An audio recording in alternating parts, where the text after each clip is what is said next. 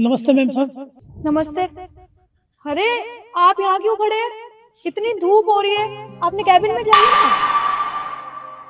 नहीं मैडम, मेरी ड्यूटी यहाँ, मेरा खड़ा रहने दीजिए। आप जाइए, आपका कर रही। किसने कहा है आपकी ड्यूटी यहाँ पर है? आपको कैबिन दे रखा ना, वहाँ से ऑपरेट करेंगे। किसने कहा आपको धूप में खड़े रहने के लिए? मैडम जी, वो साहब ने कहा मेरे से यही खड़ा होना है, बस हमारी ड्यूटी धूप में ही, धूप में ही रहने दो। किस साहब ने कहा है तुमसे यहाँ पे खड़े रहने के लिए? वो नए साहब आए ना, कृष्ण साहब जी, उन्होंने ये कहा है यहाँ धूप में यही खड़ा रहना है। धूप हो या छाया में, आंधी कुछ भी हो, यहाँ खड़ा रहना है। तो हमें रहना जी। बोल रहे थे नौकरी से निकाल दूंगा अगर यहाँ से टहल गए तो करनी तो पड़ेगी नौकरी।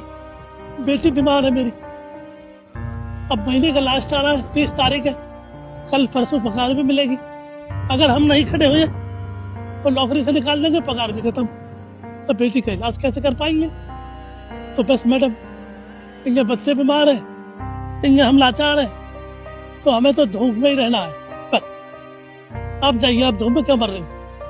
ये क्या बात होती है?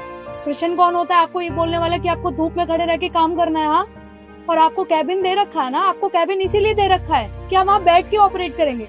अब मेरे से बहस करने की आपको कोई जरूरत नहीं है, और आपको अब से कैबिन में ही रहना है। आप ऐसे बाहर नहीं खड़े रह सकते, ठीक है? मैम साहब, हम अपने बच्चों के लिए, सभी अपने बच्चों के लिए खाते कमाते हैं। कौन अपने बच्चे को बीमार देखना चाहता है? खाली बस बच्चे की बात है मैम साहब।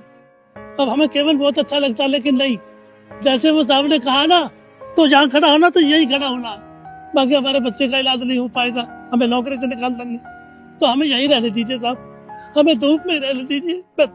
पहली बात तो कृष्ण कोई नहीं होता आपको नौकरी से निकालने वाला। इस कंपनी की बॉस मैं हूँ, तो ये चीजें